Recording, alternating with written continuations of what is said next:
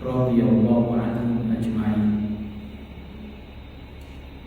di mana kebaikan yang dimiliki oleh para sahabat tentu karena sifat-sifat mulia yang dimiliki oleh mereka saat itu.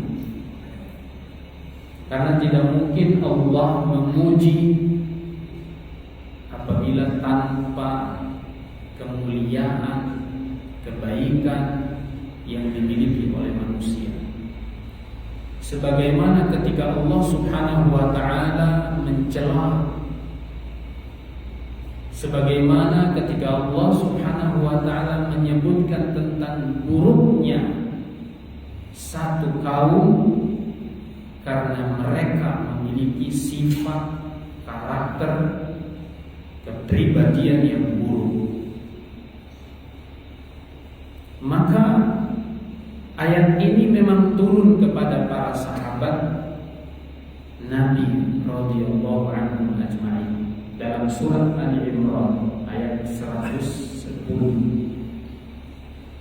Allah katakan, kuntum khairu ummatin, kalian adalah manusia terbaik. Manusia terbaik. Ukhrijat linnas, disebutkan tafsirnya oleh para ulama dalam kitab tafsir Tabari, dalam kitab tafsir Ibnu Katsir, bahwa yang dimaksud dengan generasi terbaik adalah para sahabat. Para sahabat, mereka adalah generasi terbaik. Ukhrijat linnas, yang dihadirkan, yang diwujudkan, yang dikeluarkan oleh Allah Subhanahu wa ta'ala, yang dimunculkan oleh Allah untuk manusia agar diikuti. Yang Allah wujudkan mereka ini, Allah tampilkan mereka ini, Allah hadirkan mereka ini untuk kita, untuk kita umat setelah mereka, setelah para sahabat ini, agar diikuti. Makanya di dalam ayat yang lain Allah katakan, as-sabiqunal awwalun minal muhajirin wal ansar, orang-orang terdahulu, generasi pertama dari kalangan muhajirin dan ansar. Orang muhajirin adalah orang Mekah, al-ansar adalah orang Madinah. Mereka walladzina taba'uhum bi ihsan, dan orang-orang yang mengikuti, dan orang-orang yang mengikuti berarti siapapun, baik tabi'in, generasi-generasi setelah tabi'in, dan sampai masa kita hari ini. Walladzina taba'uhum, mengikuti mereka, bi ihsan, dengan baik, mengikutinya dengan baik, dengan seksama, benar-benar setia mengikuti mereka. Apa kata Allah? Radhiyallahu anhum wa radu anhu. Allah ridho kepada mereka. Allah ridho kepada mereka semua, yang diikuti dan yang mengikuti. Jamaah yang Allah muliakan, Allah katakan dalam surat Ali Imran tadi ayat 110, kuntum khairu ummatin ukhrijat linnas, kalian manusia yang terbaik yang Allah ciptakan, Allah hadirkan untuk manusia. Maka para sahabat ini adalah sebagai teladan untuk kita, contoh buat kita. Maka kalau mau mencari kebaikan, carilah dari para sahabat ini. Kalau kita mau mencari kebaikan terhadap agama kita ini, kebaikan agama kita ini, ikuti, contohi para sahabat Nabi. radhiyallahu anhum ajma'in. Kalau mencari kebaikan tentang agama, balik kepada mereka. Ini pernyataan kebaikan langsung dari Allah Subhanahu wa taala, tidak bisa diragukan di sini. Jamaah yang Allah muliakan, ada orang-orang yang tidak senang dengan para sahabat Nabi radhiyallahu anhu. Bahkan mereka sampai mencela, mencaci sahabat. Bahkan ada yang lebih parah lagi, mengatakan sahabat semuanya kafir, yaitu orang-orang Syiah. Padahal ini Allah yang mengatakan mereka manusia terbaik. Ternyata ada orang yang berani mengatakan para sahabat kafir. Itu hanya orang-orang Syiah. Kalau ada orang-orang seperti ini dia sudah keluar dari Islam. Karena Nabi mengatakan dalam hadis riwayat Imam Al-Bukhari dan Imam Muslim, la tasubbu ashabi, jangan pernah kalian cela sahabatku. Mencela saja tidak boleh, apalagi sampai mengatakan mereka kafir. Mencela itu menghina, ya, menghina sahabat itu perbuatan haram. La tasubbu ashabi, la tasubbu ashabi, kata Nabi. Diulang-ulang, jangan kalian celak sahabat-sahabat, jangan kalian celak sahabat-sahabat. Hadis ini riwayat Bukhari Muslim, hadis sahih. Kenapa kata Nabi? Falau anna ahadakum anfaqa mithla Uhudin dhahaba ma balagha walau nasifa. Karena kalau seandainya kalian nih berinfak satu gunung emas seperti gunung Uhud, satu gunung emas seperti gunung Uhud. Pernah lihat gunung Uhud? Gunung Gamalama ini kecil. Mana Gamalama di sana? Gunung besar, tinggi, terbentang panjang. Kalau seandainya ada orang yang berinfak emas, bukan perak, bukan harta 1 juta, 2 juta emas, ya, satu gunung Uhud emas semuanya kita infakkan, tidak akan pernah bisa menyamai amalan sedekah sahabat, amalan ibadah sedekah sahabat. Maka mereka adalah orang yang sudah melampaui kebaikan. Dalam kebaikan mereka adalah orang yang paling tinggi.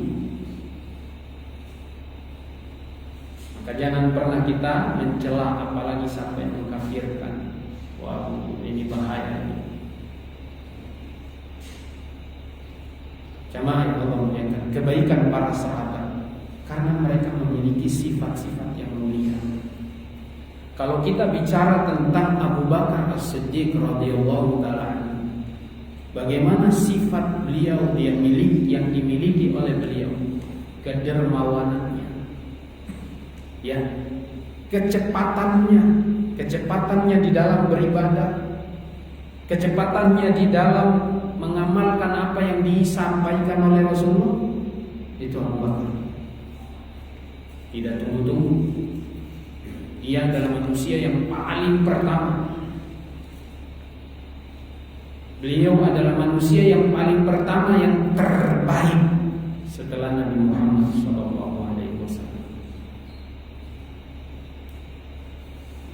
Urusan ibadah, beliau yang paling cepat dan paling pertama.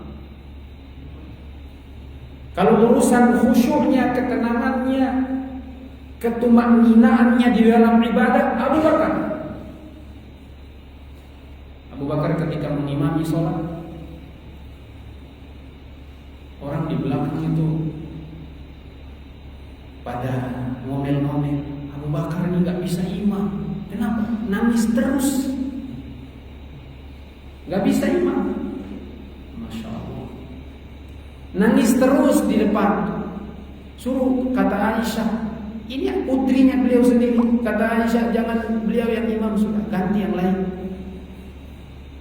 Ini nggak selesai nanti sholatnya, nangis terus, gak nyampe ayatnya. Betapa khusyuknya beliau di dalam sholat. Setiap melewati ayat nangis. Ya Allah. Dia menangis karena ayat-ayat yang dibaca, dia faham, dia mengerti maksudnya, sehingga benar-benar mendalam, merasuk ke dalam hatinya, bersemayam di dalam jantungnya, dalam hatinya. Benar-benar manusia yang paling takut kepada Allah Subhanahu wa ta'ala. Ini kalau bicara tentang Abu Bakar saja nih, satu kajian 2 jam tidak selesai tentang kebaikan Abu Bakar As-Siddiq radhiyallahu anhu. Belum bicara tentang Umar bin Khattab, belum bicara tentang Utsman, belum bicara tentang Ali, belum bicara tentang sahabat-sahabat yang lain. Abu Bakar As-Siddiq radhiyallahu taala anhu. Kalau bicara tentang sedekah infak, beliau paling pertama. Ketika beliau mendengar Rasulullah menyampaikan tentang keutamaan bersedekah, Abu Bakar segera bergegas, Umar juga bergegas. Mereka mau berlomba, mau cari pahala. Maka Umar mengatakan dalam dirinya, hari ini saya akan kalahkan Abu Bakar. Dalam kesempatan ini, karena Nabi menyuruh motivasi kita untuk sedekah, saya akan mengalahkan Abu Bakar. Maka datanglah Umar bin Khattab kepada Rasulullah. Rasulullah tanya Umar, ya Umar, mada abqaita lillah atau mada anfaqta lillah? Apa yang sudah engkau infakkan di jalan Allah? Kata Umar, saya sudah sedekahkan, belanjakan separuh harta saya. Separuh, Mas. Kalau ada 100 juta, 50 juta, sedekah. Kalau ada 200 juta, 100 juta, sedekah. 100 juta buat saya. Kalau ada 1 miliar, 500 juta, 1 miliar. 1 miliar. 1 miliar, 500 juta buat sedekah, 500 juta buat. Datang Abu Bakar As-Siddiq radhiyallahu anhu. Tanya sama Rasulullah, ya Abu Bakar, apa yang sudah kau tinggalkan untuk Allah dan Rasulnya?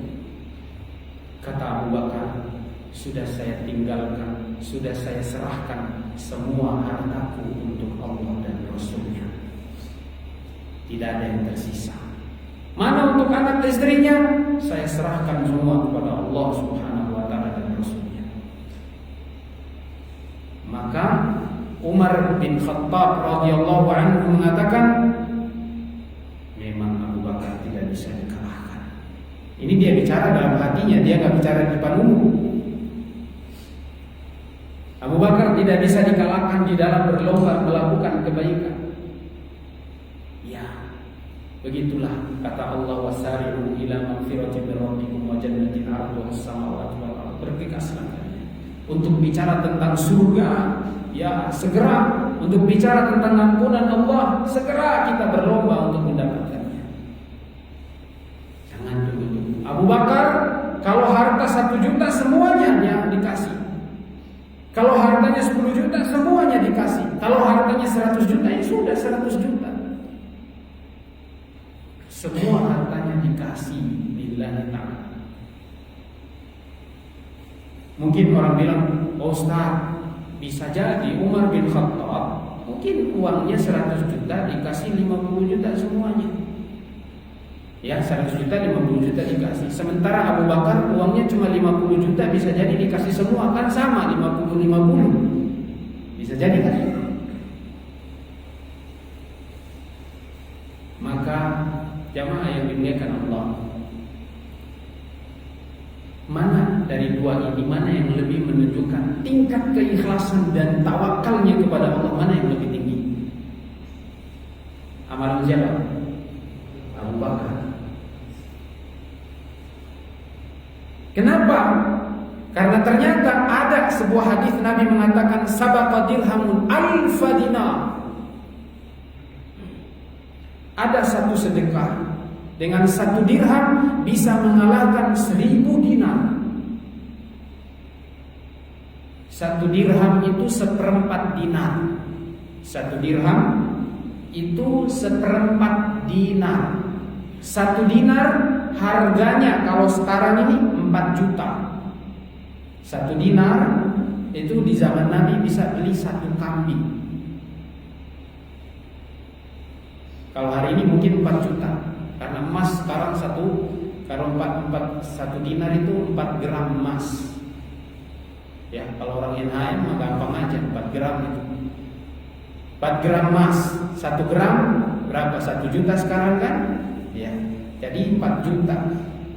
Nabi mengatakan sedekah 1 dirham bisa mengalahkan 1000 dinar. Kapan itu? Karena yang bersedekah dengan 1 dirham tadi, dia tidak punya harta yang lain, cuma itu ada. Cuma yang itu saja yang ada, dikasih semuanya.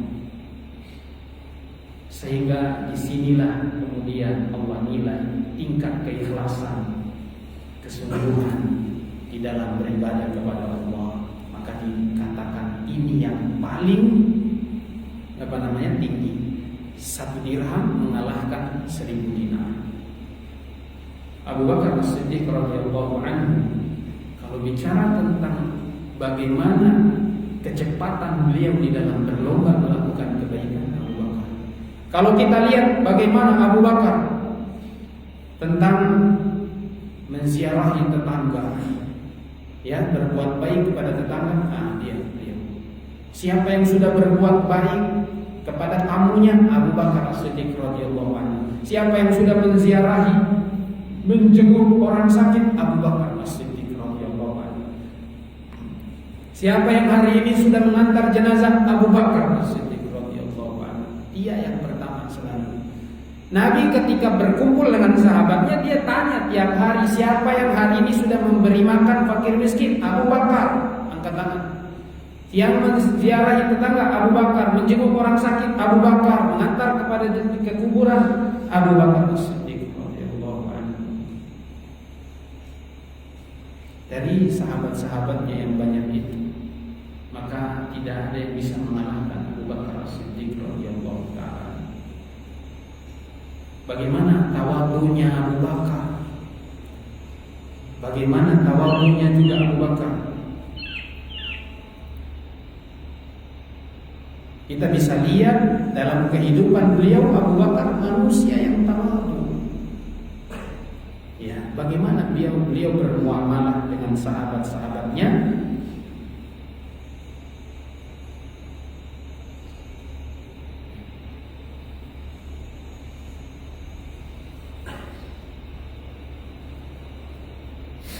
Disebutkan bahwasanya Abu Bakar As-Siddiq radhiyallahu ta'ala anhu, sebelum beliau jadi khalifah, masih dulu di zaman sebelum jadi nabi, sebelum jadi sahabat, ya, masih kebiasaan beliau di masa jahiliyah, masih belum muslim, ya, belum masuk Islam, karena memang belum ada dakwah saat itu.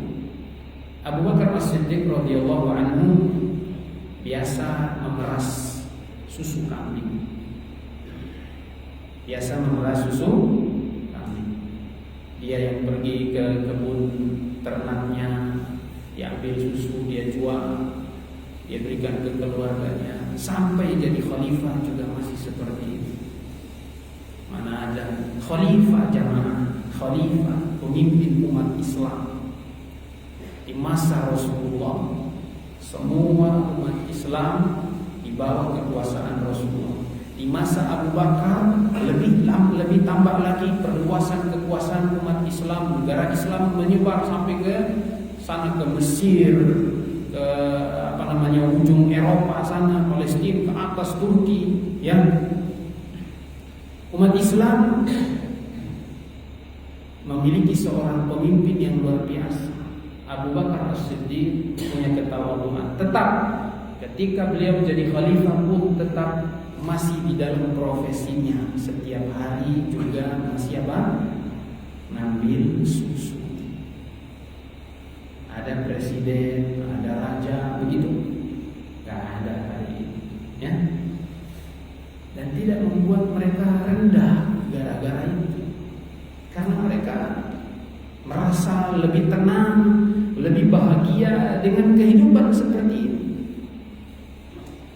Kalau kita hari ini, ya beda. Wallahu a'lam. Kalau disuruh pekerjaan seperti ini dilakoni oleh presiden atau raja, jangankan presiden, gubernur misalnya, jangankan gubernur, bupati misalnya, masih berat jamaah. Jangankan bupati, camat misalnya, sudah berdasi keren. Masa saya sudah berdasi pakai jas? Jangankan itu, yang kerja di bank saja, bank riba ya, sudah pakai dasi. Coba antum suruh dia jualan bakso, nggak mau dia. Manajer misalnya jualan bakso, mau dia? Nggak mau. Ya, karena pekerjaan apabila memang itu halal bagi para sahabat, orang-orang mulia seperti ini, mereka lebih nyaman, bahagia, tenang dengan pekerjaan itu, karena mereka termotivasi yang diucapkan oleh Nabi SAW. Menjadi peternak itu pekerjaan para nabi. Pekerjaan para nabi itu beternak. Tidak hina mereka. Nabi mengatakan, "Ma min nabiyyin illa wara'al ghanam." Tidak ada satupun nabi kecuali dia merawat ternak, dia memelihara ternak. Masya Allah. Jadi tidak hina antum, mau pekerjaannya sebaik apapun, setinggi apapun, tidak hina untuk memiliki sebuah pekerjaan kebiasaan seperti ini. Masya Allah. Ada seorang teman Ustadz dulu di sana, masih di Jawa saya. Masya Allah, Ustadz besar, beliau ternak kambing. Setiap Idul Adha jual. Masya Allah. Tapi istrinya 3. Antum kalah, ya. Cuman beternak, istri 3 orang. Antum gaji 30 juta 1 bulan, tidak bisa istri 3. Ya, 1 aja mama raya.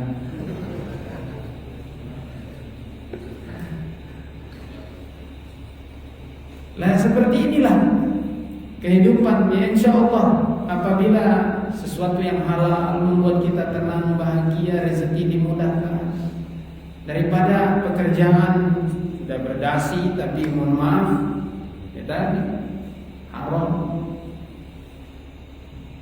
Ya, Nabi sampai mengatakan apa?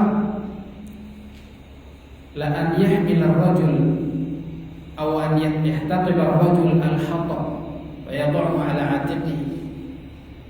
Seseorang cari kayu bakar, taruh di atas bahunya, dia pikul, dia jual di kampung-kampung. Itu masih lebih baik min an yas'al nas, daripada minta-minta.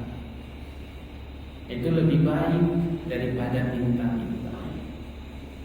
Artinya pekerjaan yang halal seperti tadi ini itu lebih baik daripada minta-minta. Itu dilarang, terlarang meminta-minta. Gak boleh minta-minta, haram hukumnya. So gimana kalau dia memang orang susah? Boleh dikasih dan dia boleh minta kalau memang dia susah, dan setelah dikasih, orang ini tidak boleh lagi minta-minta, cukup untuk mengganjal perutnya mungkin yang lapar, yang kesusahan saat itu dikasih.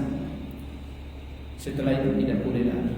Atau orang yang hartanya kebakaran atau dirampok, hilang, dia tak punya harta sama sekali, boleh saat itu dikasih dan dia boleh minta. Bukan kemudian dijadikan sebagai profesi dan kebiasaan dia tiap hari minta. Gak boleh. Nanti di hari kiamat datang dengan wajah tidak ada dagingnya, tulang semua. Oh ini minta-minta, ketahuan. Di hari kiamat orang yang seperti ini datang dalam keadaan wajah tidak ada dagingnya, tulang semuanya. Ya itu hina. Baik, inilah bagaimana Abu Bakar As-Siddiq radhiyallahu taala.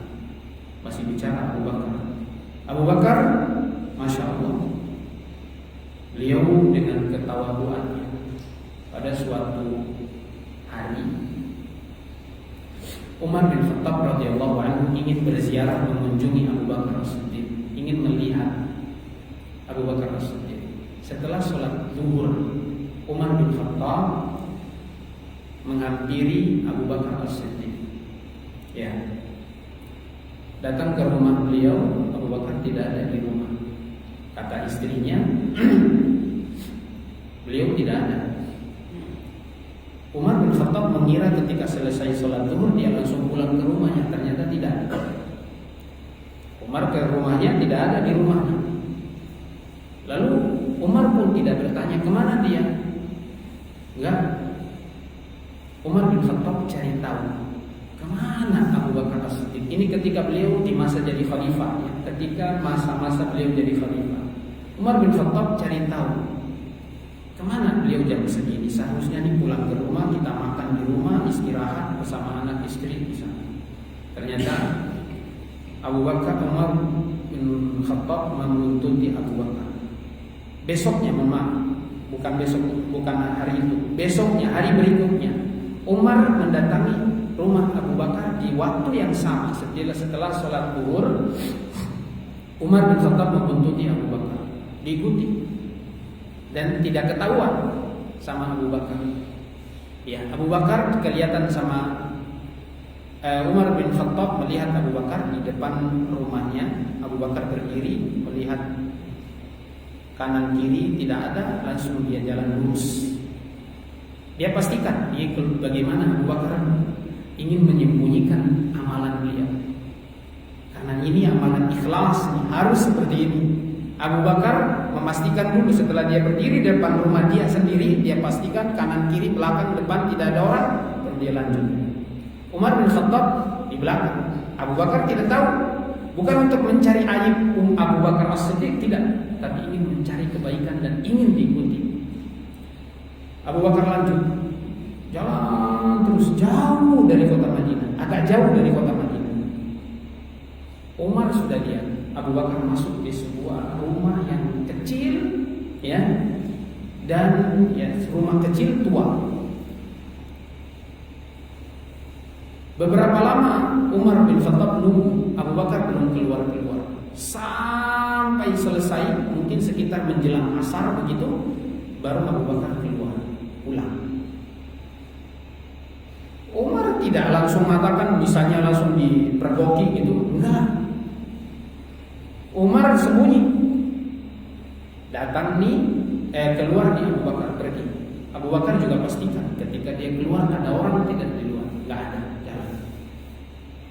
Sama Umar bin Khattab didatangi rumah yang tadi, ya didatangi rumah yang tadi, dilihatlah di dalam, apa di dalam ini, siapa di dalam rumah ini. Ternyata di dalam rumah ini ada seorang ibu-ibu sudah tua, ya meranjak sudah nenek-nenek gitu, sudah tua, tidak bisa apa-apa, cuma duduk di tempat tidurnya atau berbaring di tempat tidurnya dan tidak bisa apa-apa. Maka Umar bin Khattab bertanya kepada ibu-ibu, Bu, bahasa kita ya, Bu, siapa yang apa yang dilakukan oleh si orang tadi?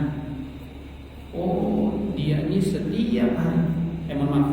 Apa yang dilakukan oleh orang tadi? Kata ibu tadi, itu orang setiap hari dia datang ke sini membersihkan rumah saya, dimasakin makanan dan dia disuapin, saya diberi makan. Tiap hari seperti itu. Umar bin Khattab bertanya, sejak kapan dia lakukan? Oh, sudah lama. Terus menerus seperti itu dilakukan. Terus kemudian Abu Umar bin Khattab bertanya, "Ibu tahu siapa dia?" "Saya tidak tahu siapa dia." Subhanallah. Bagaimana seorang khalifah ya berkhidmah melayani rakyatnya. Seperti ini harusnya. Dan tidak perlu di foto, di kamera, media diangkat, nggak perlu. Ikhlas. Nah, ini lillahi ta'ala nih seperti ini. Sampai ibu itu pun tidak tahu, nggak perkenalkan namanya, saya adalah khalifah lah. Disembunyikan karena ini amalan lillahi ta'ala. Bagaimana sahabat punya keikhlasan, bagaimana sahabat punya keikhlasan yang tinggi. Nah, ini Abu Bakar tidak ada yang bisa melakukan. Maka Abu Bakar Umar bin Khattab juga tidak bilang, "Oh itu dia khalifah Amirul Mukminin." Gak bilang juga. Cuman Umar bin Khattab mengatakan di dalam dirinya, dengan amalan seperti inilah Abu Bakar mengalahkan kita. Tidak ada yang bisa mengalahkan Abu Bakar di dalam kebaikan.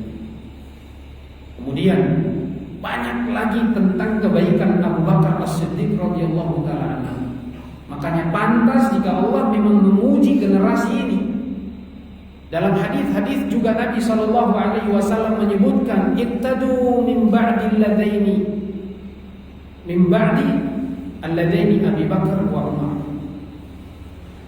Contohlah dua orang setelah aku, yaitu Abu Bakar kemudian Umar.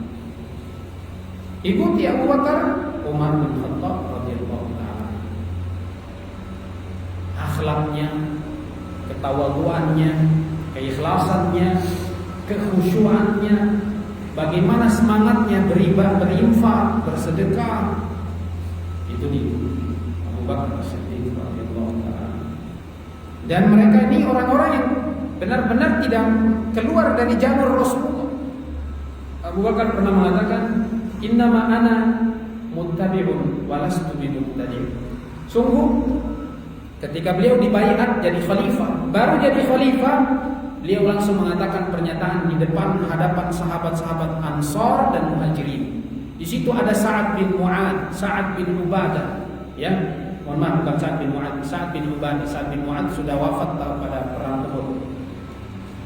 Jadi Abu Bakar ceramah, beliau sampaikan bahwasanya saya bukan termasuk orang yang terbaik di antara kalian. Walaupun saya diangkat jadi khalifah, bukan berarti saya yang terbaik di antara kalian.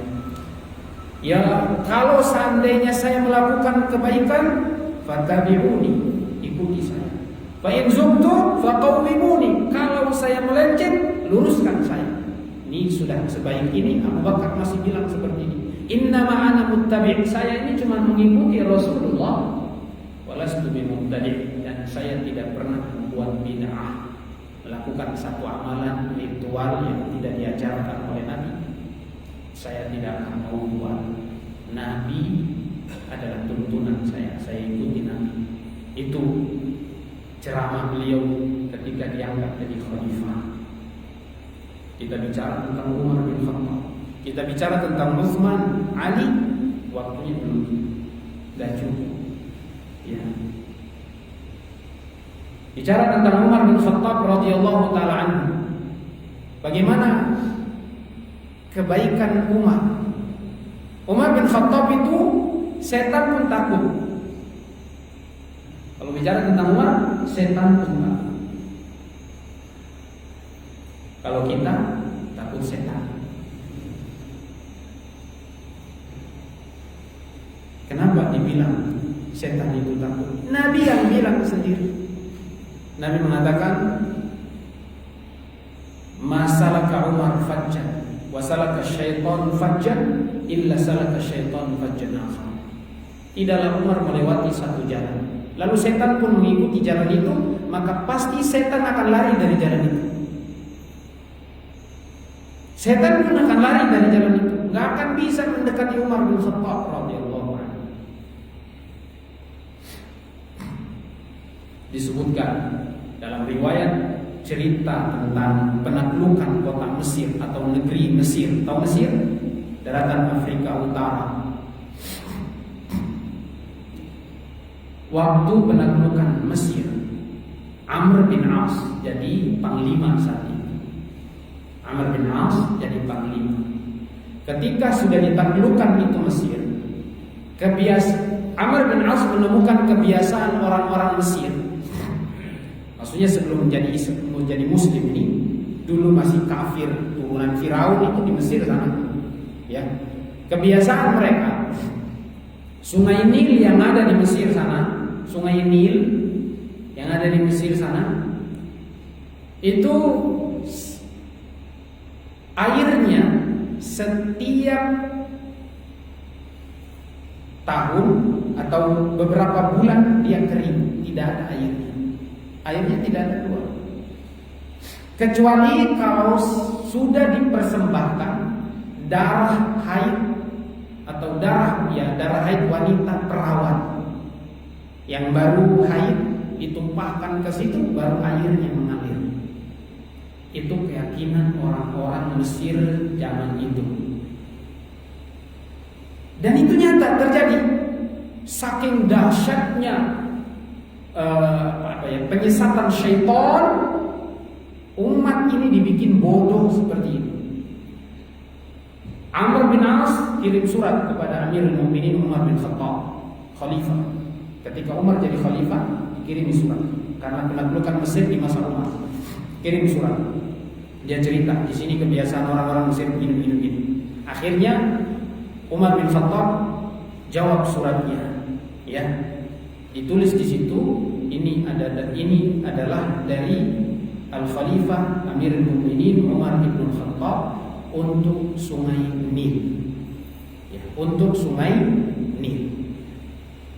Di situ di surat itu dikatakan, suratnya mengatakan, kalau engkau wahai Nil, kalau engkau mengalir memang karena perintah, karena kuasa dari Allah Subhanahu wa taala, maka mengalirlah. Tapi kalau seandainya engkau mengalir harus dengan keyakinan dan perbuatan seperti kebiasaan orang Mesir, maka jangan pernah engkau mengalir selamanya. Dan di situ terakhir diwasiatkan, lemparkan kertas ini ke Sungai Nil. Maka sampai surat itu ke Amr bin As, lalu dilemparkanlah surat itu, kertas tersebut di sungai tersebut, dan dengan kuasa Allah air itu mengalir. Ini kekuatan tauhid, keyakinan kepada Allah Subhanahu wa taala. Kalau engkau mengalir karena kuasa Allah, mengalirlah. Tapi kalau engkau mengalir karena tadi harus persembahan kebiasaan-kebiasaan syirik itu, jangan pernah engkau mengalir selamanya. Kami tidak butuh kamu. Harus berbuat syirik baru engkau mengalir? Jangan. Kami tidak butuh kamu. Masya Allah. Langsung air itu pun mengalir. Ini bagaimana setan pun takut kepada Umar bin Khattab. Bukan orangnya, suratnya saja takutnya. Iya. Umar bin Khattab terkenal dari masa sebelum masuk Islam itu manusia paling menakutkan, tinggi, besar, jalannya saja itu kedengaran, taktuk-taktuk kakinya itu kedengaran dari jauh. Kedengaran ini Umar yang datang, berbadan besar, sampai dia biasa tuh berburu harimau, nangkap harimau. Ada yang bisa? Ini bukan harimau jinak, harimau liar di hutan sana, di padang pasir yang jahat-jahat, diburu sama dia. Itu luar biasa. Dan ketika dia masuk Islam, Masya Allah, ketika awal-awal dia masuk Islam, dia pengen tantang itu orang-orang kafir. Dia mau lawan Abu Jahal. Sampai dia bilang sama Rasulullah, ketika dia sudah masuk Islam, padahal dia dulu sebelum masuk Islam, umat Islam selalu dijahatin sama dia, ya, dizalimi sama beliau. Tapi itu kebiasaan lama, ya. Ini kebiasaan dia yang memang belum berubah, belum baik, belum dapat hidayah. Tapi ketika dia masuk Islam, dia langsung minta sama Rasulullah, ya Rasulullah. Dia langsung bertanya kepada Rasulullah, ya Rasulullah, alaysa nahnu 'alal haq? Ya Rasul, bukankah kita di atas kebenaran, wa hum 'ala batil, dan mereka orang kafir di atas kebatilan. Faliman nu'tid daniyatan. Kalau begitu kata Nabi, ya kita di atas kebenaran, mereka di atas kebatilan. Terus Umar mengatakan, lantas kenapa kita harus merendah, menghina di depan, di hadapan mereka? Kenapa kita tidak lawan langsung mereka? Itu Umar bin Khattab ketika awal-awal masuk Islam selalu dia nantang orang-orang kafir, ya orang-orang musyrikin di Ka'bah sana. Dia sampai bilang, siapa yang mau pengen ibunya kehilangan dia, yang pengen istrinya jadi janda, ayo ketemu saya. Kita ketemu sini, kita kelahi, kita lawan. Silakan. Pernah dikeroyok oleh beberapa orang, dikalahkan semua, nggak ada yang berani. Itu Umar bin Khattab radhiyallahu anhu. Memang orangnya berani sampai setan pun takut. Sahabat-sahabat perempuan, sahabiat perempuan itu sampai takut kepada Umar bin Khattab. Kepada Rasulullah saja tidak sesegan itu. Umar bin Khattab mereka segan luar biasa. Bukan karena dia menakutkan, tapi dia takut kepada Allah Subhanahu wa taala, maka Allah jadikan manusia pun takut kepada dia. Allah jadikan manusia takut kepada dia karena dia takut kepada Allah Subhanahu wa taala, sampai setan takut. Ya. Kalau kita jadi berteman sama setan, ya. Karena kebiasaan kita selalu mengikuti cara-cara syaitan. Kalau Umar itu jadikan musuh, karena Allah mengatakan wattakhidhuhu aduwa. Fattakhidhuhu aduwa, setan harus dijadikan musuh, bukan jadi teman. Ya. Syaitan itu adalah musuh, maka jadikan musuh, bukan teman. Kita bicara tentang bagaimana Umar bin Khattab. Beliau juga pernah jadi khalifah. Di masa beliau jadi khalifah, beliau inspeksi malam-malam keluar, lalu dia temukan ada seorang ibu-ibu dengan anaknya 2 orang masih kecil, kelaparan, kehausan, tidak punya makan. Mereka masak batu. Ibunya tuh masak batu. Anaknya sudah nunggu, sudah kelaparan. Kapan makannya? Cepat, kita udah lapar. Tunggu, bentar lagi. Karena sudah kelaparan, akhirnya dimasak itu batu. Diakalin supaya anaknya bisa tenang. Oh, ibu lagi masak, mungkin bisa nyaman, bisa tenang. Ternyata nggak matang-matang, nggak akan pernah bisa matang. Sampai airnya kering, sampai pancinya gosong, sampai bocor pun tidak akan matang. Umar bin Khattab datang dan melihat ke kondisi itu, beliau meneteskan air mata. Seperti inikah kondisi rakyat? Langsung dia pulang bergegas, dia ambil gandum, langsung dikarungi, dia pikul sendiri dan dia bawa. Pengawalnya yang pengen bawa itu, ini tawadhunya Umar, dan dia juga tidak mau. Ya, dia juga tidak mau, jangan sampai dia katakan, kalau seandainya rakyat saya seperti ini, lalu nanti di hari kiamat saya ditanya gara-gara perbuatan saya tidak periksa, saya lalai dari rakyat saya ditanya oleh Allah dan dihukum gara-gara ini, apa kamu bisa tanggung jawab? Apakah memang Allah akan serahkan kepada engkau? Tidak, saya yang tanggung jawab, maka biarin saya. Dia yang pikul sendiri sampai bawa ke rumah ibu tersebut, lalu dia yang masak sendiri, lalu disuapin tuh anak, yang ibunya dikasih makan. Baru setelah itu dia pulang, baru tenang. Dan dia juga tidak pernah bilang saya Amirul Mukminin. Ibu itu justru mengatakan kepada Umar bin Khattab, ini gara-gara Umar, ini gara-gara Umar. Padahal dia tidak tahu ini Umar bin Khattab ini yang lagi layani beliau, Umar bin Khattab. Ya, tapi begitulah, merasa bersalah, jadi dia juga tidak menyebut saya Umar, kurang ajar kamu ya. Tidak ada. Tetap rendah hati, tetap tawadu. Sudah cukup? Ya, mudah-mudahan. Ya, ini baru 2 sahabat. Ya, belum Utsman, belum Ali bin Abi Thalib. Ya Allah, nggak akan selesai ini. 20 kajian pun mungkin belum selesai. Kita bahas tentang kebaikan para sahabat. maka memang. Dan Umar bin Khattab radhiyallahu taala anhu juga ketika jadi khalifah, beliau sudah berceramah dari awal sama dengan khutbahnya Abu Bakar As-Siddiq radhiyallahu anhu. Dia bukan orang baik. Ya, tidak sebaik yang kalian bayangkan. Saya kalau mengikuti kebaikan, ikuti saya. Kalau saya ikuti kesalahan, saya melakukan kesalahan, jangan ikuti saya, luruskan saya. Itu wasiat Umar bin Khattab, sama dengan Abu Bakar As-Siddiq radhiyallahu anhu. Sama-sama mengikuti ke atas terus. Turun ke bawah kepada Utsman, turun ke bawah kepada Ali. Ya. Tadi malam saya sebutkan khilafahnya mereka kan dari tahun berapa ke berapa, masih ingat kan? Ya. Udah lupa. Coba saya mau tanya. Ujian. Abu Bakar jadi khalifah berapa tahun? 2 tahun. Tahun berapa? 11 sampai 13. Berarti lanjut setelah itu siapa? Umar bin Khattab. Sampai tahun berapa? 23. Lanjut setelah itu Utsman bin Affan. Dari tahun 23 sampai tahun 35. Baru lanjut lagi Ali bin Abi Thalib sampai tahun berapa? Tahun 40. Di tanda itu berakhirnya karena mereka wafat ya, bukan karena dilengserkan ya, karena memang wafat. Tahun itu mereka wafat.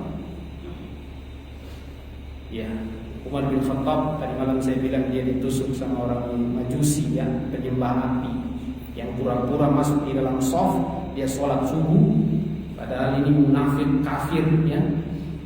Astagfirullah ya. Semoga Allah menghukum dia.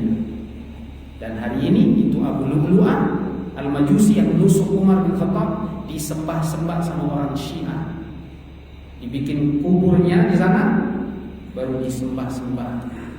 Bahkan ada yang berdoa, tokohnya orang Syiah itu berdoa, Allahumma syurna ma'a Abi Lu'lu'ah. Ya Allah, kumpulkan kami bersama Abu Lu'lu'ah Al-Majusi. Orang mukmin mengatakan amin, semoga amin. Di mana? Di neraka, bukan di surga. Iya. Baik, wallahu a'lam. Kesimpulannya tentang gemilangnya para sahabat atau generasi sahabat, saya tutup dengan ucapan Abdullah bin Mas'ud radhiyallahu taala. Ucapan yang luar biasa, dia mengatakan, "Man kana minkum muta'assiyan falyata'assa bi ashabi Muhammadin sallallahu alaihi wasallam." Barang siapa yang ingin menjadikan suri teladan, jadikan sahabat sebagai suri teladan contoh dalam agama. Fa innahum kanu abarra hadhihi ummati quluban. Karena mereka adalah manusia yang paling baik hatinya. Orang yang paling ikhlas itu sahabat. Hatinya paling baik sahabat, enggak ada duanya sahabat. Fa innahum kanu abarra hadhihi ummati quluban wa a'maquha ilman. Ilmunya paling dalam. Bicara ilmu agama mereka, bukan bicara ilmu dunia, ilmu agama. Wa aqwamuha hadiyan. Jalan agamanya paling lurus, enggak bengkok-bengkok. Ini jalan Nabi, ikut yang itu. Wa a'maquha wa aqwamuha hadiyan.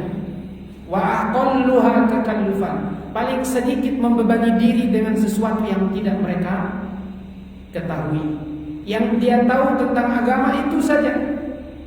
Wa aqalluha takallufan, tidak membebani diri dengan hal-hal yang tidak diajarkan Nabi. Sudah cukup yang ada dari Nabi itu. Wa ahsanuha, paling baik keadaannya, paling baik kondisinya itu sahabat. Untuk urusan dunia mereka tidak ada kesusahan dengan dunia. Justru dunia yang mengejar mereka. Dunia mereka nggak butuh. Bukan tidak kalau memang tidak butuh sama kayak ini, tidak butuh cari makan. Abu Bakar kenapa masih tetap jadi apa namanya? Tadi apa? Ngambil susu, masih kerja, tapi bukan menjadikan dunia di dalam hati, bukan ketamakan yang mereka miliki, bukan. Dunia cukup di tangan, digenggam. Jadi kalau hilang selesai, tidak menempel di dalam hati. Para sahabat manusia yang paling baik keadaannya dari sisi dunia. Umar bin Khattab radhiyallahu taala anhu sampai mengatakan, kami kalau dapat harta, keluasan harta kami sedih. Ya.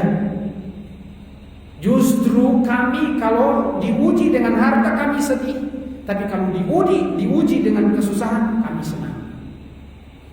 Itu Umar. kebalikan. Ya, sengsara tidak punya uang, bahagia kalau punya uang. Kalau kita ya begitu, beda dengan sahabat. Yang mudah-mudahan kita bisa mengikuti mereka. Abdullah bin Mas'ud, saya lanjutkan ucapannya, wa ahsanu halan. Qaumun ikhtarahumullah bi suhbati nabi. Mereka adalah sahabat generasi yang Allah pilih untuk menemani nabi mereka, yaitu Muhammad sallallahu alaihi wasallam. Li suhbati nabi fattabi'uhum fi atharihim, maka ikutilah jalan agama mereka. Fa innahum kanu abarra hadhihi ummati quluban. Fa innahum kanu 'alal hudal mustaqim, karena mereka berada di atas hidayah petunjuk yang lurus. Itu wasiatnya Abdullah bin Mas'ud radhiyallahu anhu. Baik, cukup ya, karena masih banyak pembahasan yang ini, tapi waktu yang membatasi, saya cukupkan, mudah-mudahan bisa dipahami. Assalamualaikum Ustaz. Allah akan menghadirkan seseorang dalam kurun abad 100 tahun untuk memperbaiki ajaran agama Islam. Apakah ini hadis? Dan tolong jelaskan Ustaz. Ya, itu hadis. Ini adalah hadis Nabi SAW bahwasanya di setiap satu abad Allah Subhanahu wa taala akan mengutus seorang mujaddid. Dalam hadis itu seorang pembaharu agama, bukan memperbaharui agama, tapi mengembalikan umat kepada generasi yang sebelumnya, memperbaharui kondisi yang rusak menjadi baik, seperti kondisi-kondisi zaman Nabi, sahabat, dan ulama-ulama tabi'in. Yaitu setiap 100 tahun, setiap satu abad, Allah akan kirimkan seorang ulama di masanya untuk memperbaiki kondisi manusia. Ya. Baik. Assalamualaikum Ustaz.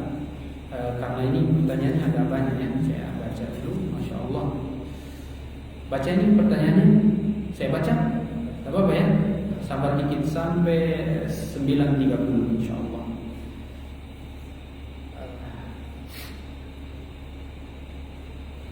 Apa ini?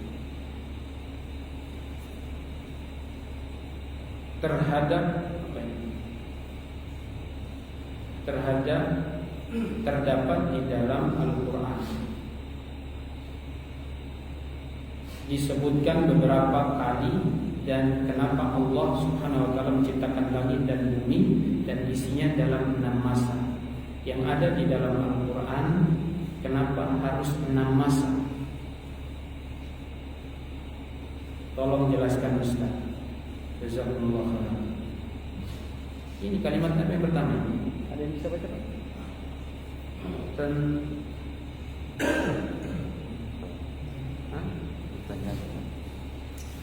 Kutanyakan terdapat di dalam apa ini? Benar? Pertanyaan siapa ini? Dalam Al-Quran. Dapat baca. Pak Yasin juga nggak bisa baca ya? Bukan cuma saya ya? Apa? Kun fayakun, masya Allah. Kun fayakun. Kun itu bahasa Al-Quran. Kun jadilah, perintah. Fayakun, maka jadilah. Terdapat di dalam Al-Quran disebutkan beberapa kali, dan kenapa Allah menciptakan langit dan bumi dan isinya dalam 6 masa yang ada di dalam Al-Quran. Kenapa harus 6 masa? 6 masa itu 6 hari. Ya, 6 masa fi sittati ayyamin. Ya, Allah menciptakan langit dan bumi pada waktu 6 hari. Dalam jangka 6 hari Allah ciptakan langit dan bumi. Terus kenapa ditanya, kenapa harus 6 masa? Wallahu a'lam, saya juga tidak tahu. Saya tidak tahu kenapa harus 6 masa. Sudah kuasa Allah. Allah menciptakan mau 6 masa, 6 hari, mau berapa hari, ya. Itu urusan Allah, bukan kita. Kalau ada yang menjelaskan bahwasanya ada rahasia-rahasia khusus, butuh kepada keterangan ini Nabi yang bilang atau Allah yang bilang dalam Al-Quran kenapa diciptakan 6 masa atau 6 hari. Memang sudah seperti itu Allah ciptakan langit dan bumi. Khalaqas samawati wal ardi fi sittati ayyamin tsumma istawa 'alal 'arsy. Allah menciptakan langit dan bumi di masa 6 hari dan kemudian Allah naik ke atas langit beristiwa bersemayam di 'arsy. Sudah seperti itu. Jadi tentang hikmahnya wallahu a'lam bishawab. Mungkin kalau ada keterangan yang harus disebutkan itu hadis Nabi. Karena kita tidak bisa berbicara tentang satu hikmah yang memang tidak disebutkan, dijelaskan oleh Nabi. Karena ini rahasia. Kenapa? Ada yang tahu? Pernah dengar kenapa kena 6 hari? Tidak ada. Saya juga belum pernah dengar. Baik, assalamualaikum Ustaz. Pertanyaan saya, punya orang, ya, saya punya uang 100 juta tahun lalu, sudah zakat 2,5%. Apakah tahun ini wajib mengeluarkan zakat lagi? Iya, tiap tahun kalau masih ada 100 juta itu tiap tahun keluar. Setiap 1 tahun datang yang baru keluarkan lagi. Kalau bertambah lagi ya berarti persenannya akan menambah. 200 juta ya berarti nambah lagi uangnya. Bagaimana hukum nikah siri? Apakah haram? Apa definisi nikah siri? Kalau haram bagaimana biar bisa halal? Yang difahami oleh yang bertanya ini atau bapak-bapak di sini, apa definisi nikah siri? Tidak ada walinya? Tidak ada? Tidak diakui oleh negara. Oh, kalau definisinya tidak diakui oleh negara, kenapa tidak diakui? Karena tidak lapor kemana? KUA. Tapi nikahnya ada wali, ada saksi, ada mahar. Ada mahar, ada wali, ada saksi. 3 ini sudah rukun nikah. Kalau ada itu sah. Tidak ada masalah secara negara tidak diakui, nggak apa-apa, untuk nikah aja. Yang penting tidak ketahuan istri yang kedua, yang pertama. Biasanya itu kan yang mau nikah 2-3 yang mau sembunyi-sembunyi begini ya, nikah sirinya. Itu istilah nikah sirinya. Kalau nikah siri secara syar'i tidak ada wali, tidak ada saksi, ya cuma ada mahar mungkin. Nah itulah nikah siri. Haram, nggak boleh, sama kayak orang Syiah. Ya, sama kayak orang Syiah. Cuma Syiah pakai batas waktu, kontrak 1 tahun, selesai itu sudah. Itu nikah kontrak, nikah mut'ah. Ada tidak ada dalam agama Syiah? Nggak boleh. Jangan bawa-bawa nama Islam ya. Ini bukan dari Islam. Itu pernikahan model jahiliyah dulu, sebelum zaman Nabi Muhammad ada nikah. Jadi jangan bawa-bawa ke Islam. Islam harus ada rukunnya ini. Ada wali, ada saksi 2 orang, dan ada mahar. Ya. Jadi kalau tidak dicatatkan di KUA, dianggap nikah siri oleh negara, tapi secara hukum syar'i itu sah. Ya, kalau memang tidak dianggap, ya antum sudah jangan macam-macam di situ. Jangan macam-macam. Kalau memang mau dianggap ya lapor, supaya nanti karena urusannya nanti ada warisan, ada perwalian, dianggap resmi semuanya, ya harus di sini. Antum catatkan di KUA supaya aman. Gak apa-apa, istri yang pertama tahu gak apa-apa. Dia marah-marah gak apa-apa, tinggal minta maaf selesai. Baik. Apakah menikah lagi tanpa pengetahuan istri karena alasan pengen punya anak itu kan? Pengen punya anak karena lama sudah menikah tapi belum mendapatkan anak keturunan karena gangguan pada istri, apakah bisa dipaksakan untuk menikah? Bukan sangat bukan dipaksakan, dianjurkan. Karena Nabi mengatakan, tazawwajul waludal wadud fa inni mukatsirun bikumul umam yaumal qiyamah. Nikahilah orang-orang yang perempuan-perempuan yang punya kesuburan, yang punya keturunan yang banyak, supaya punya anak banyak, karena saya nanti di hari kiamat bangga punya umat yang banyak. Jadi kalau anak cuma satu, anak payah, ya. Kalau anak cuma satu belum bangga. Jadi cari yang subur, yang punya banyak anak. Itu Nabi yang bilang. Ustaz, bagaimana dengan pembatasan generasi KB, ya? Keluarga berencana, ya. KB diganti aja keluarga besar, ya. Antum ganti keluarga besar, gak usah keluarga berencana. Yang seperti itu ya, kalau antum mau ikut silakan. Tapi kalau mau ikut kebanggaan Nabi, pengen membanggakan Nabi Muhammad, nikah yang banyak, istri yang subur-subur, satu istri 10 anak misalnya. Jadi 40 orang. Anas bin Malik radhiyallahu anhu, beliau punya anak 80 orang. Anaknya itu sekitar 80 orang. Karena dia banyak nikah dan anaknya banyak-banyak di setiap istrinya. Itu doa dari Nabi supaya diberikan harta yang banyak, diberkahi umurnya, keturunan yang banyak. Jadi benar, Anas bin Malik baru wafat pada tahun 93 Hijriah. 93 Hijriah Anas bin Malik baru wafat. Ya. Sementara beliau dari zaman Nabi, sejak Nabi di Madinah, beliau berkhidmah membantu Nabi dari kecil. Masya Allah. Jadi kalau mau menikah lagi tanpa sepengetahuan istri tidak ada masalah, nggak ada yang larang, dalam syariat tidak terlarang. Apalagi kalau memang tidak punya anak karena istri sakit, maka sangat dianjurkan. Kalau memang antum punya harta banyak, nggak ada yang mewarisi, ya nikah lagi supaya punya anak, diwarisi oleh anak-anak antum nanti. Ya. Dan sebuah kebanggaan, kebahagiaan kalau kita punya anak, apalagi soleh-soleh, yang mereka nanti mendoakan kita atau berharap supaya didoakan ya banyak anak. Semakin banyak anak, insya Allah doanya lebih banyak lagi.